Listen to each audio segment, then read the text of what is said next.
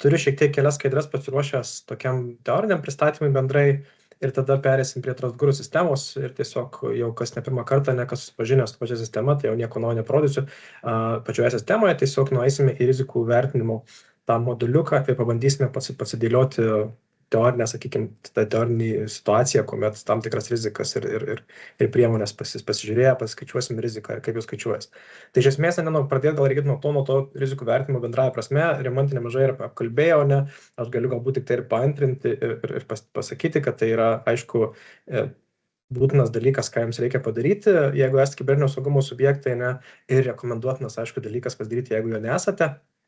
Nes ką mes su rizikų vertinimu metu galime padaryti, tai vienoje vietoje susirenkam mes informaciją, kurią mums reikia, kurios pagalba mes galime pamatyti, tai vis tik kokie vektoriai gali būti prieinami piktavaliam, kokie vektoriai būtų saugesni pas mūsų organizacijoje, kurie nelabai, kuriem galime kažkokius tai veiksmus daryti, kuriems negalime kažkokių veiksmų daryti, ir būtent tas rizikų vertinimas, jo idėja tokia yra.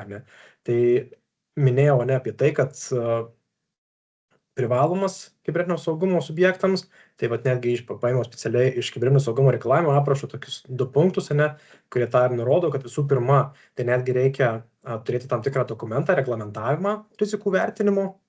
Tarkim, mūsų toje sistemoje Trustguru yra antra beros tvarka, jeigu neklystu, ir būtent yra informacinių sistemų rizikos vertinimo ir valdymo tvarka, kurioje mes realiai apsirašome, kaip mes tą vertinimą rizikų darysime ir kaip mes atlikinėsime, kokį metodą naudosime ir taip toliau ir panašiai. Ir aišku, 9 punktas, kad rizikos vertinimas turi būti atliekamas nerečiau kaip kartą per metus. Tai iš esmės įstatymas ir nurodo, kad rizikų vertinimą mes privalome daryti bent kartą į metus, bet ten yra papildomai kelios sąlygos, ten galima daryti ir neeilinius rizikos vertinimus, jeigu įvyksta infrastruktūros pokyčiai, jeigu kažkas tai pasikeitimai vyksta, incidentai dideliai vyksta ar kažkas tokio, bet taip imant paprastą tą vadinamą vanilla variantą, standartinį, kas metus mums reikia padaryti rizikos vertinimą ir aišku, rizikos vertinimas, jo duomenys apie tą rizikos vertinimą mes turime saugoti ten tą parengtą tą planą priemonių, pasirengiam ataskaitą, kažkokią ir duomenys apie tai mes informuojam nacionalinį kibernetinio saugumo centrą, ICSI sistemą keliame ir tą procesą tiesiog vykdome ir tiesiog einame toliau. Dabar yra tokios, kalbant apie rizikų vertinimą, galima pradėti kalbėti apie 2 metodus, kurie tokie galbūt dažniausiai linksniuojami ir labiausiai galbūt suprantami. Tai yra kokybinis rizikų vertinimas ir kiekybinis rizikų vertinimas ir jie abu šiek tiek skiriasi, dėl to ir skirtingai, aišku, Tai kokybinis rizikų vertinimas, tai rizikų analizės metodas, kuriame rizikos vertinimas naudojant aprašomasias kategorijas. Tai ten nusprendžiam žema rizika, maža ar vidutinė rizika, išskiriam tam tikrus ten balus. Ir mes remiamės ekspertiniu vertinimu plus retrospektyviniu vertinimu. Tai reiškia, iš esmės mes ką darome, tai mes tiesiog pažiūrime, kaip iš retrospektyvos tam tikri atvejai, tam tikros grėsmės galbūt pasireiškia ateityje, ir tada paimame ekspertinį vertinimą ir žiūrime pagal tai, kokia situacija pas mūsų organizacijoje yra ir ar matome galimybę, kad ateityje netolimoje tai gali pas mus įvykti, galbūt mes galime tam tikrą kitų organizacijų, kurios tam pačiam sektoriuje dirba, jų patirtį paimti ir taip įvertinti. Ir tai yra kiekybinis rizikų vertinimas, tai rizikų analizės metodas, kuriame rizikos vertinimas naudojant skaitinės reikšmes, apskaičiuojant rizikos tikimybę ar poveikį, dažniausiai tai daroma finansinė išraiška ir siekiant nustatyti objektyvę ir palyginimą rizikos vertę. Iš esmės tai yra šiek tiek, sakykime taip, jau sudėtingesnis vertinimo metodas, nes jam reikia labai nemažai informacijos pateikti pačiam vertinimo tam metodui, kad būtų galima tam tikrus vertinimus daryti. Šitas vertinimas šiek tiek laikomas labiau objektyvesniu, ta prasme tik tai, kad pašalinamas žmogaus tam tikras vertinimas kartais. Ir būtent tam dėl to, kad pašalinimas iš esmės žmogaus vertinimas ir labiau yra toksai struktūrinis ir statistinis tas vertinimas atliekamas. Dėl to tas vertinimas galbūt mažiau yra naudojamas ir jisai naudojamas tik tam tikrose specifinėse, sakykime taip, veiklose arba netgi būna kartais, kad būna hibridiniai metodai, kai tu kokybinį rizikų vertinimą naudoji visoje organizacijoje bendrąja prasme, o jeigu kažkur tai identifikuoji kažkokias tai specialias veiklas kritinės, galbūt jom atskirai galima padaryti kiekybinį rizikų vertinimą, nes tai užima tiesiog daugiau laiko ir daugiau duomenų jam reikia. Kad dar būtų aiškiau, tiesiog sudėti tokie keli punktai apie tai, kokie metodai, kokie pliusai ir minusai, tai kaip ir minėjau, tai tas kiekybinis metodas, jisai leidžia įvertinti finansinį poveikį, ko kokybinis neturi, nes mes kai mes darome savo kokybinį vertinimą rizikų, mes labiau tiesiog bendraja prasme apšnekam apie grėsmės ir jų lygius, ne, į finansinius kažkokius biudžetus nesileidžiam, kiek kainuos ar nekainuos, ne, tik taip jo po rizikų vertinimų galima tai padaryti, ne. Ir iš esmės tas kokybinis vertinimas jisai yra paprastesnis ir greitesnis, nes ta pati metodika pati lengviau suprantama ir ataskaita arba tas rezultatas, kurį mes gauname, dažniausiai būna labiau suprantamas organizacijos vadovam, ne, kurie galbūt visai dažnu atveju net nedalyvauja tam rizikų procese, rizikų vertinimo, ne, dažniausiai dalyvauja, mes kalbamės kaip su klientais, šnekėję, net dažniausiai tai būni su IT kažkokiais žmonėmis, administratoriais, kurie labai supranta sistemą, supranta poveikius ir tikimybės ir panašiai, ne, o vadovai dažniausiai tik tai nori pamatyti rezultatą, kažkokią lentelę, diagramą galbūt, ne, ir viskas, ir tada eina į susitikimus, tarėsi su konsultantais ir žiūri, kiek čia kainuos visą tai padaryti, ne. Tai va toksai pagrindinis variantas, ne. Ir aš labiau fokusuosiu tik tai ant kokybinio, ne, nes mes jį atliekame tiek savo organizacijoje su klientais dirbdami, tiek mūsų toje sistemoje, Trustguru įdėta ta sistema, jinai šią dieną laikoma kokybiniu to metodo, ne, ir kaip tas visas vyksta, ne, tai mes turime du realiai vertinimus, tai turim tikimybę ir poveikį arba pasekmę, ne, ir jų tiesiog sandaugą sudauginę mes gauname rizikos lygį kažkokios tai, ne. Mūsų rizikos, mūsų grėsmės, ta prasme, kurias mes paverčiame į rizikos lygį, kurį pasiverčia, ne, naudojama ARSIS metodika, ne, tai Vokiečių standartų instituto ten parengta ir tikrai adaptuojama labai plačiai pasaulyje, ne, yra sudarytos 46 grėsmės, kurias realiai mes visas praeiname pro visas, jų padarome jų įvertinimus ir tiek tikimybę, tiek pasiekmę įsivertinam su organizacijos darbuotojais, žiūrėdami, kaip ir sakau, tiek iš retrospektyvos, tiek į ateitį ir gavę rizikos lygį, ta prasme mes vieną ar kitą grėsmę kažkur padedam į tam tikrą stalčiuką. Tai stalčiukai, ką vadinu stalčiukais, ne, tai kaip matote, ne va šitie langeliai, kuriuos matote ekrane, jie gali būti arba rizika būna maža, arba rizika gali būti, sakykime, vidutiniai, gali būti didelį, arba gali būti labai didelį. Ir priklausomai nuo to, kur atsiduria mūsų viena ar kita grėsmė, arba grėsmių grupė, mes tada žinome, ar mes galime imtis kažkokių veiksmų, ar turėtume imtis kažkokių veiksmų, ar vis tik neapsimoka investuoti, nes ta rizika pakankamai maža, ar tai jų tikimybė, ar tai poveikis mažas, ir galim toliau judėti, gyventi ir nesukti savo galvos. Ne. Tai bendras tiesiog metodikos supaprastintas variantas, ne, kaip netrodo. Na, pačiam rizikui valdyti, tam kaip įvertinti, valdyti riziką, ko mums reikia iš esmės, ne, tai visų pirma, pradedant nuo kairės į dešinę, ne, tai mums reikia tiksliai žinoti, kokias mes sistemas naudojame, tai reikia įsiaiškinti, kokios priemonės yra tiek apsaugos, ne, kokios sistemos naudojamos ir taip toliau, ne. Tada mes išsigryninam pažeidžiamumus, kuriuos mes galbūt turime arba kurių mes neturime. Vėlgi, paskui prieisime prie praktinės užduoties, labai paprasčiau, ne. Tada pagal tai įsivertinam rizikos tikimybės ir poveikius. Ir jau kai žinome, kokios grėsmės mums yra priimtinos, kokios nepriimtinos, ne, mes tada jau galime žiūrėti, kad šitą riziką reikia mažinti, nes, sakykime, žala, kurią gali ta grėsmė mums duoti, ne, dėl ko mes galim nukentėti, jinai pakankamai didelė, kad apsimoka investuoti į jos, sakykime, priemonių kažkokių tai įsidiegimą ar panašiai. Ne. Na ir tai padarė, tiesiog mes einame prie priemonių ir kažkaip tai diegiamės tą priemonės, darom tą planą pagal tai, kaip susidėliojom rizikų vertinimo metu. Dar toksai papildomas senetas dėl tų pačių rizikų, tam tikrų valdymo strategijų, mes dažniausiai kalbam priimtina, nepriimtina rizika ir viskas savo sistemoje, kad ir tiesiog, kad kuo paprastesnis būtų vertinimas, kad kuo lengviau būtų nuspręsti, ar kažką daroma, ar kažką nedaroma, ne. Bet tai bendraja prasme dar prie rizikų galima šnekėti apie tai, kad yra bent 4 metodai, ką mes galime daryti tas rizikas su tom rizikom, ne. Tai vienas momentas yra rizikos mes galime išvis vengti, tai kaip pavyzdys būtų, tarkim, kad organizacija nusprendžia nebediegti nuotolinės prieigos prie vidinių sistemų, nes nustatyta, kad susijęs kibernetinės rizikos, tarkim, viršija priimtiną rizikos lygį. Sakykime, jeigu mes kažką norim daryti, bet nustatom, kad rizika bus per didelė, mes tiesiog atsisakome to daryti, ne, tai automatiškai išvengiam tos rizikos. Tai yra sumažinimas, kai mes, tarkim, žinom, kad rizika yra, kad kažkokios kibernetinės atakos, jos, neišvengiamai rizika, kad kažkas mūsų atakuos yra, Ir mes tiesiog darom visas priemonės, diegiam, kad tik tai sumažinti tą riziką. Ne? Tai mes tiesiog žinom, kad laukiam, kad ta rizika įvyks, ne, bet mes sumažinam priemonės, kad pasekmės būtų kuo mažesnis. Tada mes galim perduoti riziką. Tai, sakykime, galbūt mes pasirašom kažkokį tai su draudimu su kompanija, kažkokia pasirašome kažkokią tai sutartį, ne, ir dalį, sakykime, finansiniai žalos, kurią galbūt ta rizika, ta grėsmė įvykusi mums, sakykime taip, mes nukentėtumėm kiek, ne, galbūt kažkokį tai svorį tos sumos ar tų finansinių svorį mes perdam tai draudimo kompanijai, ne, kaip sutarties dalis, ne.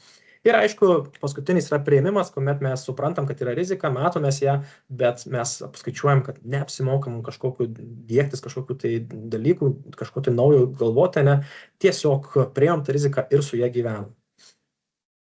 Na ir tada toliau, ne, manau, iškart galime perėti prie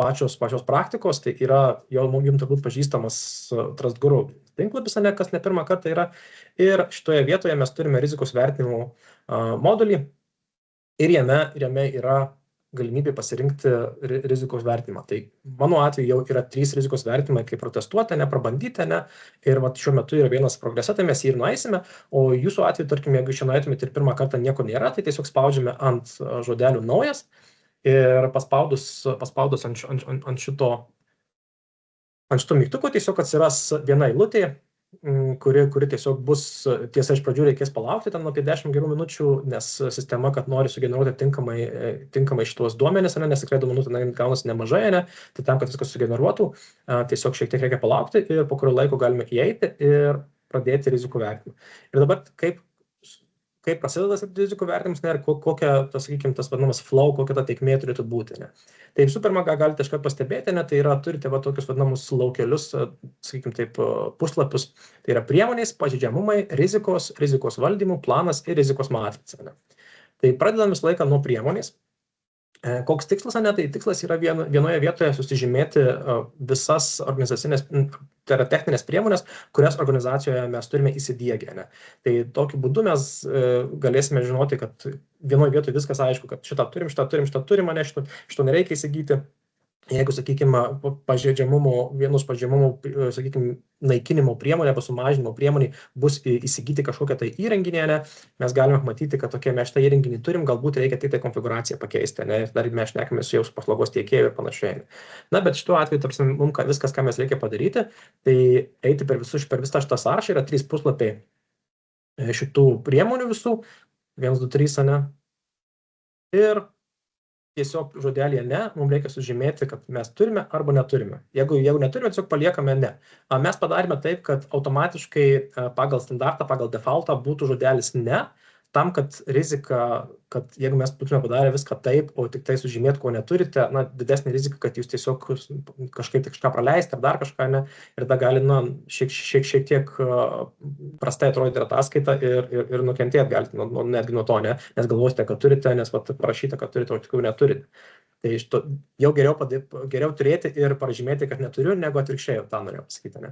Tai tiesiog mes čia sužymėti galime visus įrenginius, ką mes turime organizacijoje, visus, kas įdėkta pas mus, ne, kas dėgiame ir panašiai, ir ką žinome, kad turėsime, ne, surašome pavadinimus, tas nėra būtina, bet tiesiog galime tai surašyti, ne, ir kad būtų tikriem, apie ką mes čia kalbame, galbūt nes kartais ne visai būna aišku, apie kokį čia įrenginį šnekame, mes galime užeiti tiesiog ant radelės I, kurioje šiek tiek yra informacijos, kur šiek tiek aprašo apie kokį čia mes įrenginį šnekame, ne, ir net keli komentarai, pavadinimai, kaip tokie pavyzdiniai, sakykime taip, pavyzdiniais priemonės, kurios pasako, apie kokį čia įrenginį mes dar labiau šnekame, galbūt specifiškai tą ir turite, ne.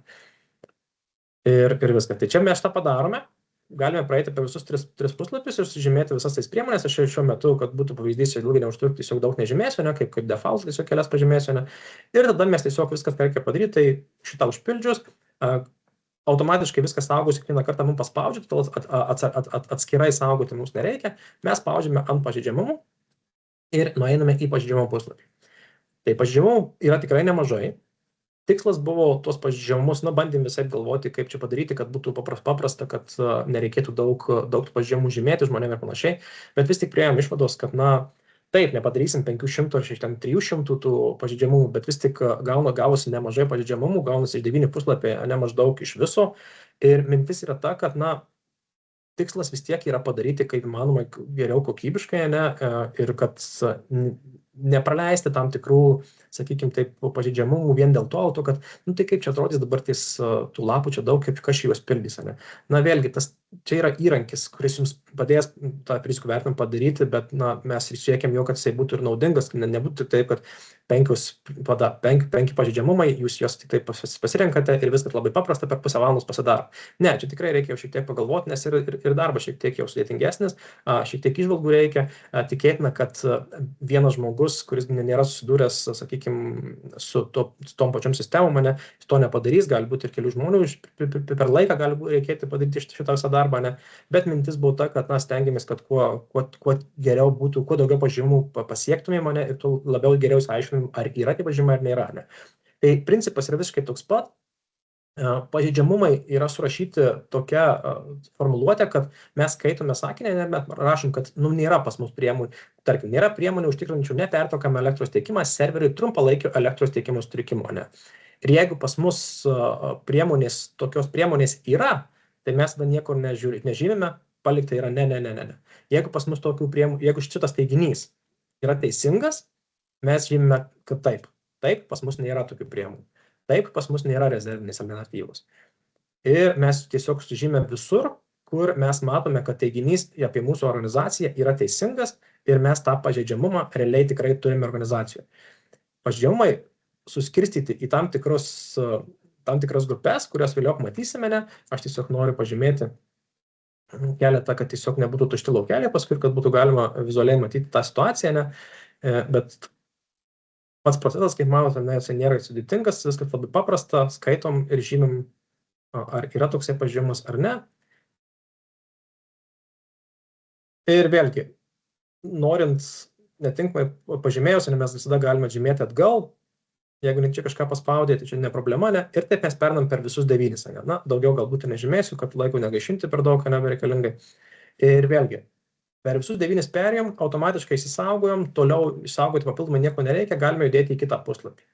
O kitas puslapis atrodo štai taip. Ką mes dabar čia matome ir ką mes čia turime?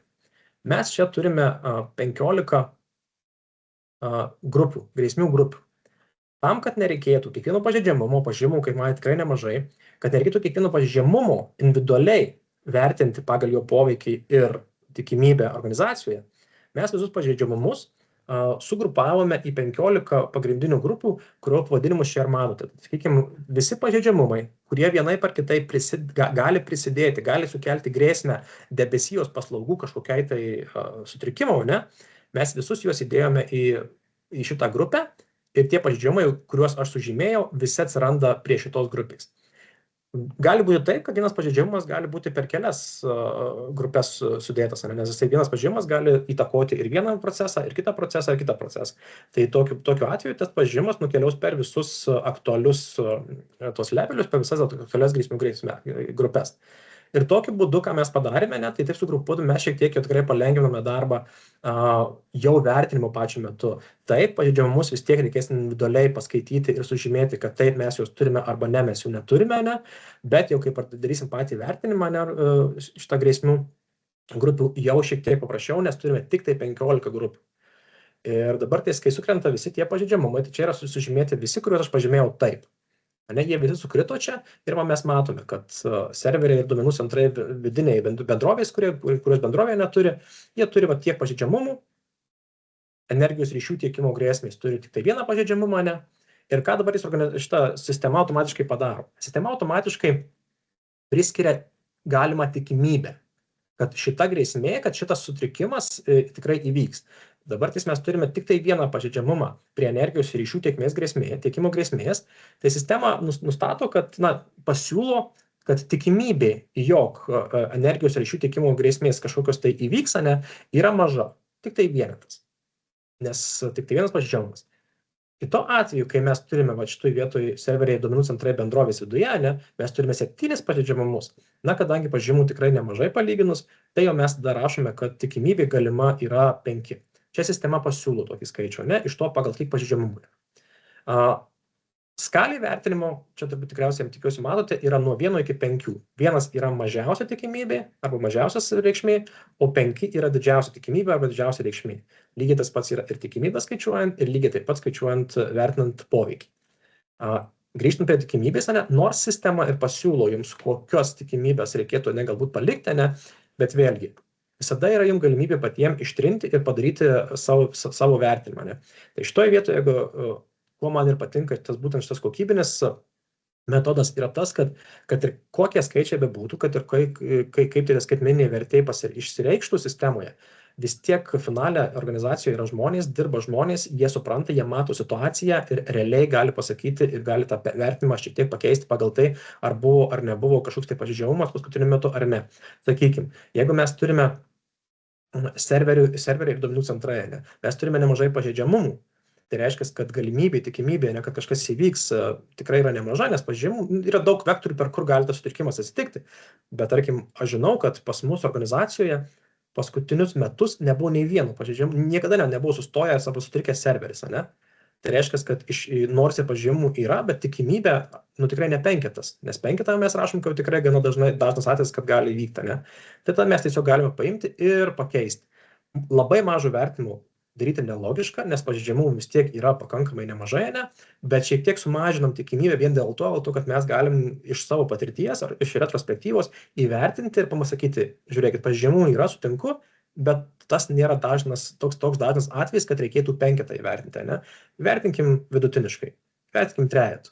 Ir viskas, ir palikom 3 taip, kaip dabar yra, Tai tokiu atveju tikimybės mes galim pasikoreguoti arba galime palikti tokias, kokias siūlo sistema, jeigu manom, kad gal ir teisingai pasiūlo.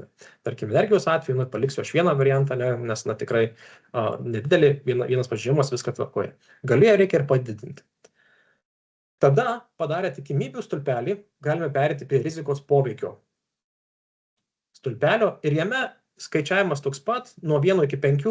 1 yra poveikis organizacijai yra minimalus arba beveik nepastebimas, sakykime, tai tik tai pastebimas, bet kažkokių sutrikimų ir kažkokių realiai problemų didelių nesukelia, tiesiog galbūt kažkas šiek tiek valandžiukiai kažkur tai žmogus vienas padirba ir viskas, bet iš esmės sistemos veikia, darbai prieki važiuoja, ir per daug galvosūkių nereikia. 5 kitoj pusėje, yra, kai sistema visiškai sustoja. Realiai mūsų pagrindinės kritinės veiklos, kurias mes teikiame, realiai negali būti pilnai išvykdomos, nes ta sistema yra sustojusi, nes yra ten kažkas negerai su ja. Tai mes tada jau iš savo retrospektyvos ir subjektyviai vertiname, tai šitoje vietoje dažnu atveju mes jau šnekamės, kaip jeigu su klientai šneki, ne su, tarkim, galbūt ne su IT žmogumi, bet galbūt jau reikėtų ir kažką tai bent jau iš vadovybės kažkokių žmogų, kuris realiai didesnį paveikslą mato, organizacijos, kad, ką mes veikiame ir kaip tas įtakoja mūsų veiklas ir panašiai. Tai, sakykime, dažnu atveju šiais laikais, kuomet viskas yra perkelta realiai į debesijos paslaugas, jeigu nedirbate prie konvejerio gamykloje, tai dažnai būna, kad debesijos paslaugų grėsmės, tarkim, sutrikus debesijos paslaugom, organizacijos tikrai stipriai pajustų ir daug problemų gali sukelti. Ne visada būna 4-5, bet jau dažnu atveju būna 3 kaip nieko, vien dėl to, kad tikrai yra kas debesijos paslaugos saugoma, tam tikri užsukti procesai debesijos paslaugose ir taip toliau. Tada mes turime kitą grupę ir lygiai taip pat įsivertinam. Elektros dingimas pas mūsų organizacijoje, kaip mums įtakotų. Jeigu turim kompiuterinės darbo vietas ir staiga dingo elektra, nieko negalim padaryti, nes sėdim ir laukiam prastovus, taip sakant, laukiam, kol ESO atvažiuos, tvarkysim elektrą, ar kažkoks kitas tam tiekėjas. Tai mes galim prašyti, kad 5. Nes tiesiog viskas, stojam visi, žiūrime į sieną. Ir taip mes pasidarom visus tulpelius ir dabar tai kaip skaičiuojasi ir kaip matote, galbūt ir pastebėjote, kad maksimalus poveikis yra skaičiuojamas automatiškai. Tai labai paprasta matematika, tikimybę padauginam iš poveikio ir sudauginę gavom vieną kitą skaičių. Dabar taip, jeigu mes gauname, sakykime, paimkim debesijos paslaugas ir paimkim maksimalus, sakykime, kad 5. Padauginam 5, iš 3 ir gaunam 15. Sistemoje yra tokie nustatymai, kuriuos mes naudojam ir savo metodikoje, savo praktikoje, kad jeigu rizikos lygis tos grupės yra didesnis negu 10, tai yra nuo 12 ir į viršų iki 25, mes automatiškai skaičiuojam ir sistema automatiškai skaičiuoja, kad rizika yra nepriimtina. Ir ką tas duoda? Tai reiškia, kad mes jau turėsime tam tikrus pasiūlymus iš sistemos, kaip tą riziką reikėtų sumažinti. Pasiūlymai, kuriuos mes matysime vėliau, jie yra tiesiogiai susiję su pažymėjimais, kuriuos mes turime. Jeigu mes, sakykime, pažymėjome, kad mes neturime kažkokios tai įrenginio, neturime kažkokio tai reglamentavimo, nėra paskirta, tarkim, CISO kaip pavyzdys, tai automatiškai tai yra tam tikri pažeidžiamumai, kurie atsispindi čia.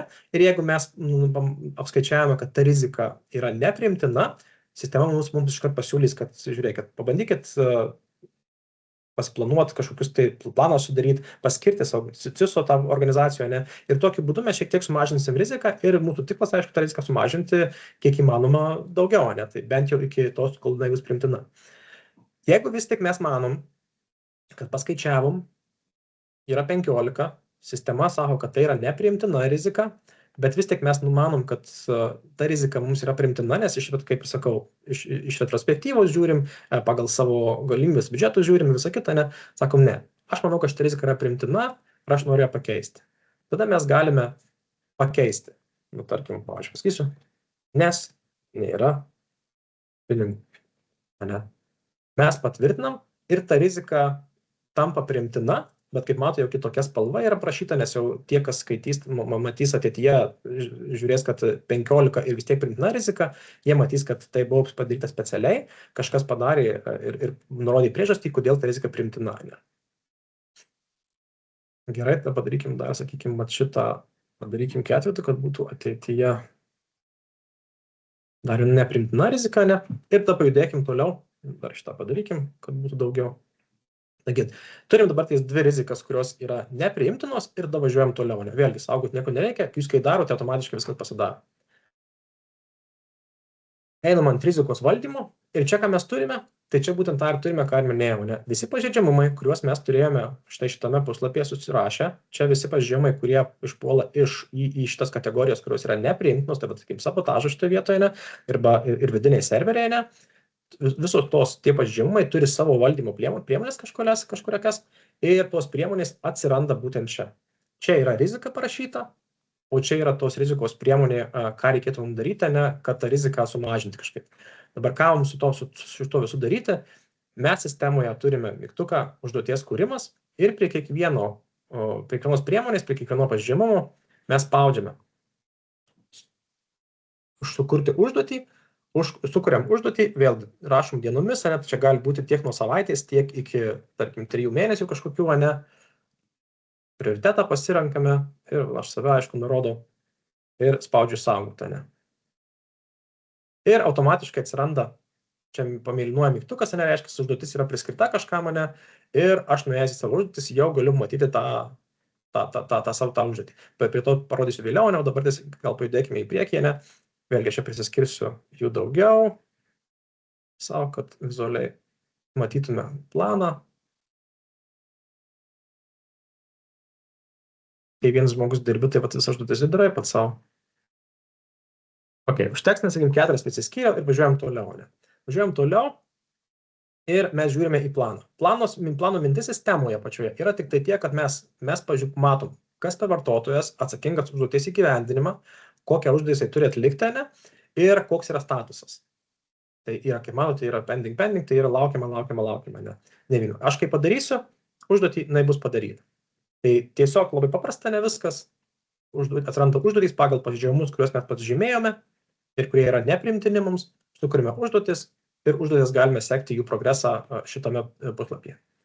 Tada vizualiai norint pažiūrėti, kaip atrodo viskas, toksai paskutiniai, kaip ir skaidriai, tokia pusiau ataskaita, yra būtent rizikos matrica, kurią mes paspaudžiame jau po visko, kaip esame padarę, ir tiesiog mes realiai vizualiai matome galutinį variantą, kokios rizikos yra pas mus, toksai bendras vizualas, be jokių pasirinkimų jau, tik ta informacija, kurią mes jau suvedėme, kad turime rizikų grupės, kad tos rizikos tokį įvertinimą turi, ir tuo pačiu vizualizacija yra apie tai, kur nukrenta ta mūsų rizika, grėsmių grupė, sakykime taip, Tai mes matome, kad 15 rizika yra serveriai duomenų centrai, įvertinimas buvo 15 ir tai jau yra aukšta, sakysim, grėsmė, ne, aukšta prioritetas aukštas, ne, ir jau mums tikrai reikėtų jas įspręsti. Šitos, kurios yra žemos, labai žemos, ne, jos mums yra realiai, dirbant, planuojant darbus, jos nėra taip aktualu, ne, nes mes tikrai galime jas priimti ir gyventi saugiai, žinodami, kad jos yra, bet jų poveikis mums organizacija arba tikimybė yra tokie maži, kad nėra tikslo kažką daryti. Ir viskas. Ir čia yra kaip ir galutinis toksai vaizdas, ir dabar tai tiesiog nueisiu į užduotis, ne, ir užduotyse mes matom visas man sukurtas užduotis, kurias man reikėtų atlikti, ne, ir kaip matote prioritetai sužymėti, vienos sužymėjau aš aukštą, kitur vidutinį, o kitur nieko nežymėjau, tiesiog taip gausi, ne. Tiesiog, jeigu mes čia kažką padarome, ne, čia var terminas, kada turiu atlikti, ne, ir jeigu aš atlikau, tai spaudžiu completed ir užduotis, viskas yra completed. Ir tiek. Tai taip atrodo. Tiesa, dar gal paskutinis momentas, ne, matau, čia yra completed, yra atlikta ir iš tai yra procese, ne, tai kai mes viską pasidarome, ko mums reikia pasidaryti, ne, ties dar matote, čia plane jau pasikeitė statusas, kad ta užduotis jau yra atlikta, ne. Tai, kad kai viską mes pasidarome, ką norim pasidaryti, spaudžiame užbaigti pildymą, patvirtinam, kad norim ir viskas. Ir šitas rizikų vertinimas, jisai įsirašo kaip jau padarytas, ne, tai automatiškai kažkokių tai keitimų aš jau daryti negalėsiu. Viskas jau kaip yra, taip yra. Ir jeigu reikia naują daryti, o kaip žinome, kas metus reikės daryti, ne, tai reikia tiesiog kurti naują.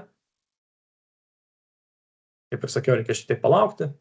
Ir kai sistema sako, mes tada galime judėti toliau.